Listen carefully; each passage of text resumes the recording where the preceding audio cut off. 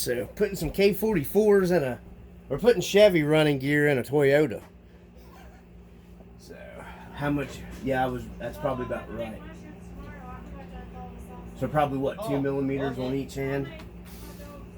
So the steering links between the K44 axles from Rc4wd drive and the Yota 2 axles, these are the link. Your steering link is 105 millimeters on the K44, and it's 101 on the Toyota. So what we're going to try to do is shim his steering link here, right here in the front.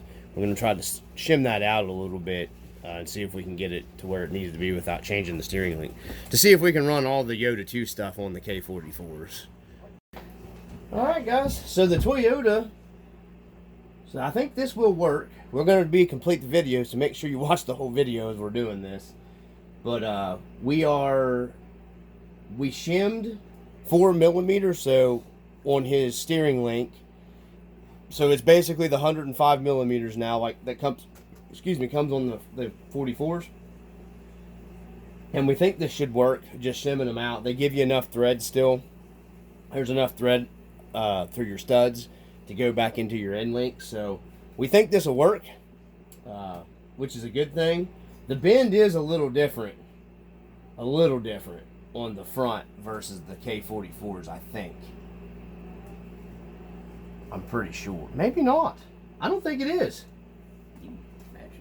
See, maybe we'll a little different. If I had also my head's not in the way. Nah, it's about the same bend, man. About the same bend? It's about the same bend. I think you should be good. Yeah. Yeah, I think it'll work. Just had to shim it out a little bit. So you can probably get away with running the Yota steering link if you guys buy the K44 axles here from Rc4wd drive. Because they didn't come with the steering link, right? No. They didn't come with the didn't come with the steering link. You get everything but that. Yep. The XVDs and front one was $76 and rear axle was $74. But now that was last year when I bought them. Yeah, I'm sure they've went up now. About everything has went up, so that's why I've got the Chevy sitting here, so we can match stuff up and figure it out as we're putting it together. So, but it does not come with the steering link though. Yeah, so if you guys buy the 44s, I'd go ahead. I don't think the steering link's that much money. I don't believe so. I think the steering link's probably like $3 or $4. I didn't even think to look. I'm not sure. I've looked at them before because I messed one up and I ended up swapping out. Believe it or not, I had an axial one here that fit it. So I just put the axial one on it. But we're gonna get ready to start tearing into this thing. We'll just do some videoing as he's tearing it down, and that's basically what we're doing, guys. We're taking the Yota 2s out and putting the 44s in, just because they had the CVD or the XVDs in them, and CVD, XVD, it's all the same thing. But we'll stop the camera here, and when we get repositioned, we'll fire it back up. All right, disassembly time. So you guys will need longer screws going into these knuckles while you're doing that. And I'll go ahead, I'll gauge them here real quick for you. I don't know why that went out. But let me try to turn this back on. Okay. No idea why that went out. But anyways, we got you'll have to have longer screws here for each side. You'll have to have a longer one on this side, and you'll have to have a longer one on that side, because the factory Yotas are set up different on the Rc4wd drive trucks. So I'll go ahead and we'll just gauge these real quick. So the one screw you will need will have to be at least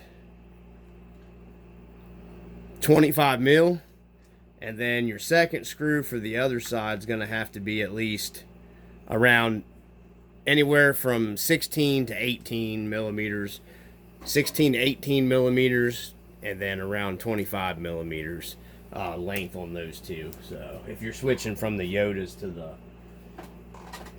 the K44s, so set that right there. He's disassembling right now. I should have gave you my impact tool for that. Probably made it a little easier.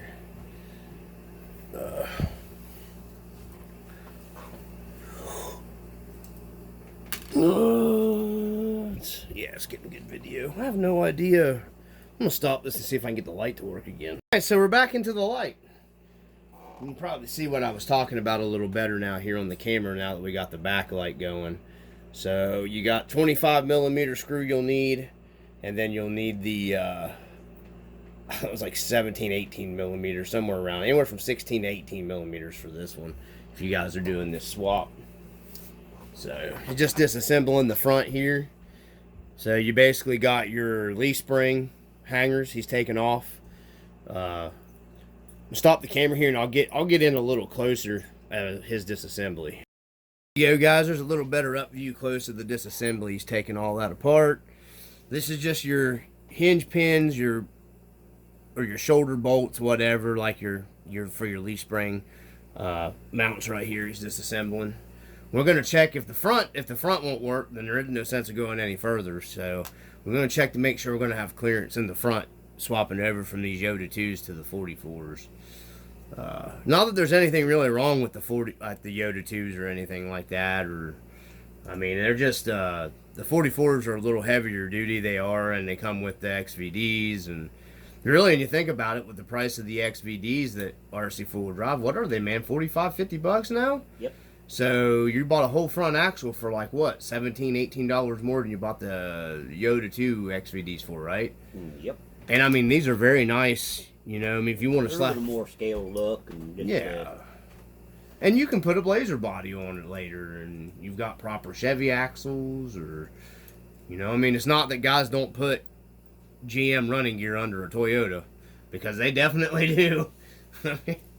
I've run this thing for a little over a year now, and I've not had any problem with the Yota axles.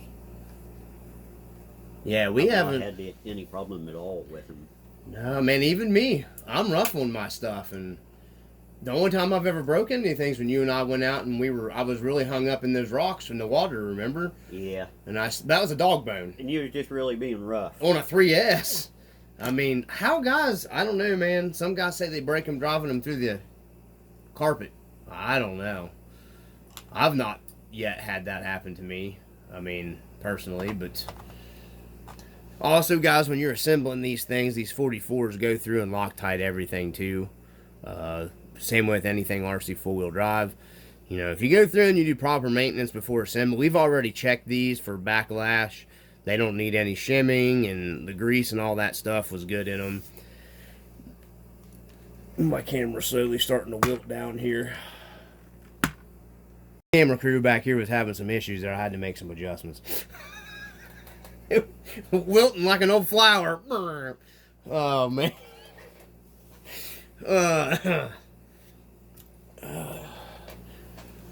There's not even really a whole bunch really to taking this apart. Really, when you think about it, these leaf spring trucks are pretty easy to work on. Yeah. Because, I mean, it's basically like taking the front and rear end out of a real leaf spring Toyota pickup. You know? I mean, unbolt from your perches, and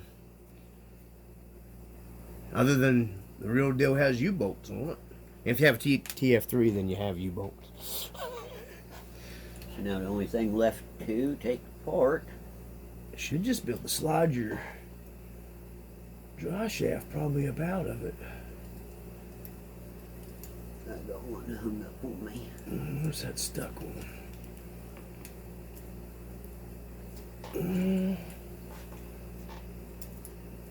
Might have to pop, I don't know.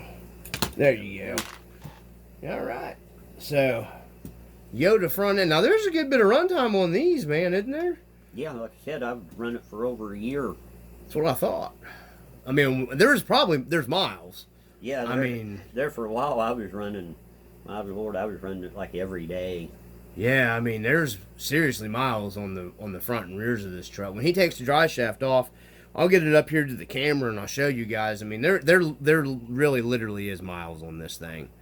That's probably going to be a pain in the ass because we really Loctited it down.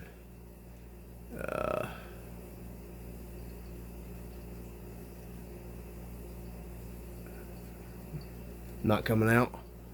We may have to hit that with some heat, guys. So if you're working on one of these and you can't get your grub screws out, That soldering station my wife got me for Christmas has a electronic, basically, blowtorch on it that you can turn up to 500 degrees, and it's way nicer than using like a lighter. Or you can take your soldering gun and you can set your soldering gun right directly on your set screw or whatever you got that's Loctite, because you don't want to strip out your screws. We kind of wallowed this one out a little bit, but you can actually take a standard, neck size standard, which is 11/16 if you wallow these out. And 11/16 on a wallowed out 1.5, it'll actually lock into it. I figured that out. So if you got an 11/16, boom, there you go, guys. It'll take it out. And you can see the Loctite. That's on that. But heating it came right out. Yep. Now, I want to let that cool because this thing is smoking, literally. And we didn't damage the dry shafts or anything like that or nothing. Still reasonable. Even if it did, I've got like 20 factory dry shafts. But, here we go. Don't want to touch that right now. No. So I'll have to let that cool down. So we're going to shut the camera off and let it